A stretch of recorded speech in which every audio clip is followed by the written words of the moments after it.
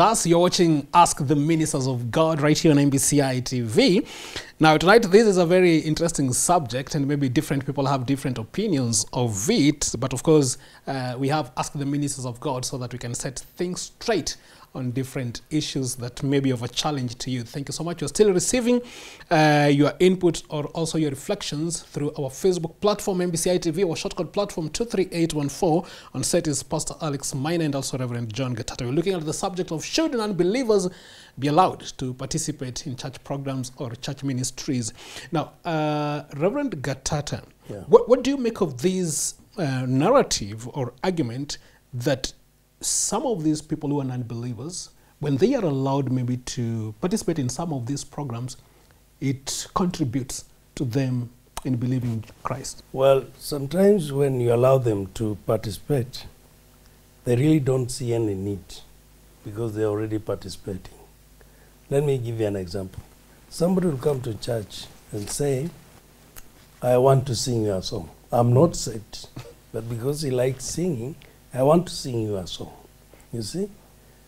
When he sings, he will not have any other reason that he would want to be saved because already he has sung his song and people are very happy, people are enjoying, you know. But how can it be that that song that cannot change you, how can it change other people? Because ministry is about changing other people's lives.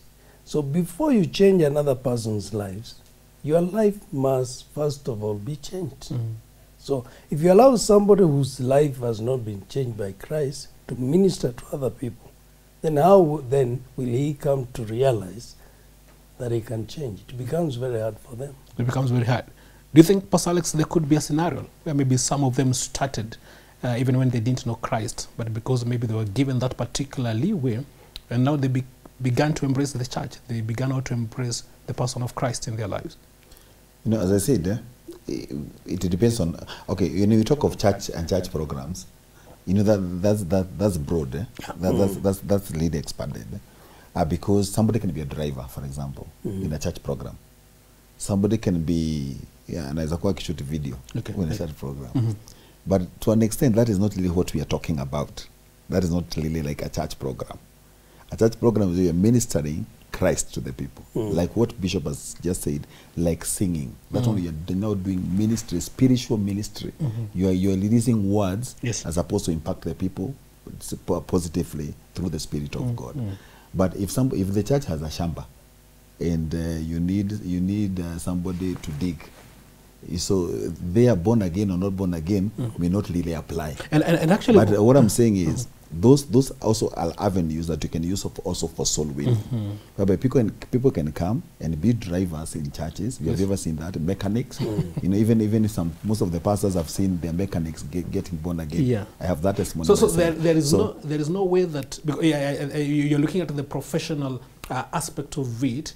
If those who are professional but they do not necessarily have any relationship as believers of Jesus Christ, that wouldn't in any way maybe affect the church. It is not really affecting the church. I've given you an example, like somebody who is digging the church chamber.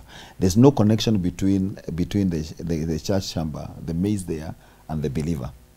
But somebody, let's say somebody who is doing scriptures for you, that one has a really direct connection. Somebody who is editing your videos, somebody who is that has a direct connection. Because if you get somebody who is editing videos for you and doesn't understand scriptures, doesn't understand this born again thing, because they're supposed to listen to this video, and sometimes they can even ask you a question. Kwamba hapa pastor naona kama this scripture you said ulisema 2 Corinthians inasema for God so loved the world, you know. So there's that aspect. It depends on what level of program. Some other church programs, it's not that we are calling them church programs, but these are just helps to make the church program work. The church program is what now we do on Sunday.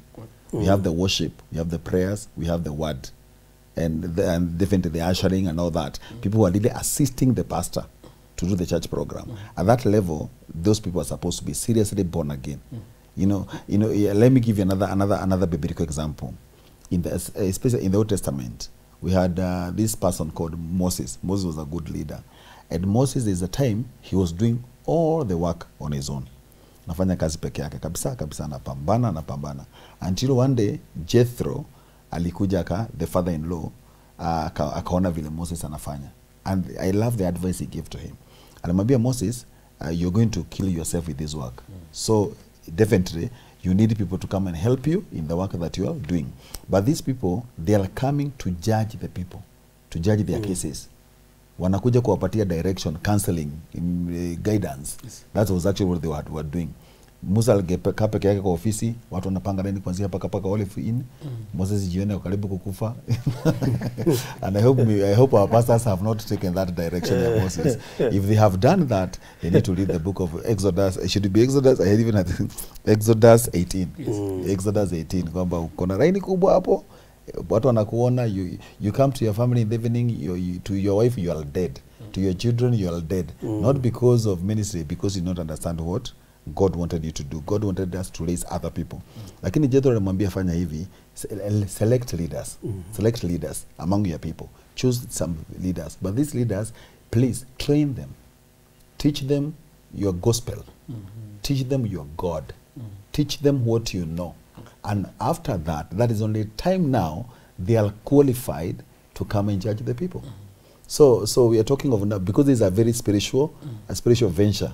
Ya kuminister to the people, kuwekelea watu mkono, kuombea watu, kudeal na marriages za watu. At that level of ministering to the people, you need people who are born again.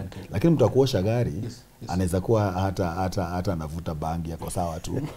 Kwa sababu katika hiyo hali anaweza ona Yesu ndani yako, na sinakuwa hivyo. Na anaokoka. Lakini sio watu ambao wana minister pale. You have to be very careful and make sure. And by the way, this is a very serious matter. You're supposed to make sure that these people have the right testimony, they are born again. These are people you're giving to the people. Yes. You don't want people with other spirits to be passing those spirits to your people. Hata sio kusema tu ameokoka. Mtu mwenye unapatia kazi, hata kama ni ya kwaya, hata kama anything that is ministering to the people, mwalimu wa Sunday school, unaweza patia mtu mwenye anaabusigi watoto, mtu mwenye, and we have those cases, but isolated. A pastor aliona mtu anajua, anajua kuongea vizuri, kazama kutoka leo ndio kiongozi wa wamama. You know, umeokoka ndio. You know, that it goes beyond that. Yes. We don't know the spirituality of a person just by asking a question, are you born again? Yeah. You check their lifestyle, you follow. You're giving them kazi ya kuhandle souls. So this is a serious topic, and people should not play allowed with it. Get people who are seriously born again if it comes to ministering to the people. Pastor Alex has raised a very important point there, and they need to look at maybe some of these sensitive areas as far as maybe ministry is concerned. Reverend Gatata talking about maybe preaching, maybe those who are maybe in the praise and worship. Now, one of the other contentious areas that maybe people would also want to maybe for some light actually to be shed is also maybe we call the church financiers. How do you, where would you maybe rate them or categorize them in relation maybe to how maybe they should be used? Maybe we have those who really give a lot, but there is not that direct connection with Christ. Okay, I think they are giving it to God, and I don't have a problem with them giving whatever they are giving to God. Because we've seen people in the Bible, like Nicodemus, who used to give to God. You know, people who gave to God. And in the end, God changed their life because of their giving. So I don't see anything wrong by them giving, because they are really giving to God. Yes. There is no any... I know, Pastor Alex, you don't want to maybe to chip in on that, because is it therefore, would there be any harm for maybe a pastor to allow someone maybe have the fear of God, but very, very active in terms of looking into maybe the finances? You know, we need, the first question we need to ask ourselves, pesa zinakuwa za nani? That's the first question we need to ask ourselves. Si pesa ziko na nani? And sometimes because of asking pesa ziko na nani, we miss the whole biblical direction on finances. Haggai is a book of Haggai. God akasimama akaambia watu, silver and gold belongs to me. That's a very absolute statement. You see statement ya kucheza nayo tunairukaruka. You're supposed to really think about that. That silver and gold belongs to me. All things belong to God. God, sure. So it doesn't matter who is holding it. And I think you have even seen, you have ever read even the story of like a king like Cyrus. Should be in is Isaiah 45 or something 45. like that. Yeah, A king like Cyrus, who was not, God akamwambia, I've called you, you don't even know me, but I've anointed you. And I'm going to give you treasures that are hidden in dark places. These treasures, those dark places, those treasures, they belonged to the son to Nebuchadnezzar, who was an idol worshipper. Zote zikapewa nani? Cyrus. Let's go back to Egypt. The Egyptians were not worshippers of God at all. They were zero. And even their sign is a snake. Even they were serious idol worshippers, the pharaohs that were then during the times of slavery. And immediately after the blood came in the book of Exodus, I think should be 13, 14, 15. And they got born again. They were delivered from slavery. The second thing they were given is all the money that belongs to Egypt. All the gold, all the clothing, hata nguo yenye ilikuwa inavaliwa na huyo muganga. You know, we just need to read our book seriously without a mindset. But you know, sometimes we come to look at the things of God with a very strange mindset that's not even biblical. Money belongs to God. Silver and gold belongs to God. So these non-believers like Nicodemus and others can give the church their money. Can give the church their money. When the things of God touch the hands of God, you know, there's no other demon that can stay in that 1,000 shillings. It belongs to God. So the issue of non-believers, and people have a lot of issues with fundraising and all that. Money is a subject that needs to be taught very well. Would you regard it as ministry? That's giving. That's not ministry. Okay. That's giving. That is giving. That is somebody who is giving. The way somebody who is digging for you is doing a service for you. That has no spiritual impact. That has no spiritual impact. And we have heard of all these people. We may dwell a lot on those scriptures of people who are not even given money. They were even given food by non-believers. They were even giving leverage by non-believers. The spies in the book of Joshua chapter 2, these are serious leaders of Israel. And they wanted some place to sleep. They wanted a loaf. They were housed in the house of Rahab, the harlot. You know, we even have David in the book of, is it 1 Samuel? David is in 1 Samuel, yeah? 1 Samuel. When David had trouble in his home, he was given refuge in Ziklag. Ziklag belonged to non-believers. Ziklag was not a Christian location. And that's why David alikuwa naishi na wake zake, wakitumikia mfalme, mwenye sio wa Mungu. You know, all these things, you know, sometimes we try to be kind of superstitious rather than scriptural, like get it by the word of God. So non-believers can give you money and can give you a ride in their car.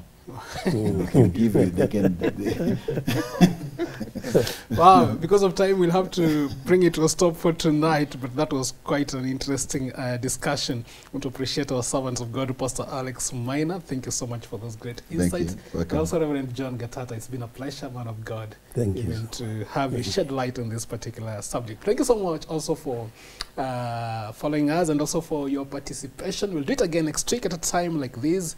My name is Mangicho Mola. Have a blessed evening.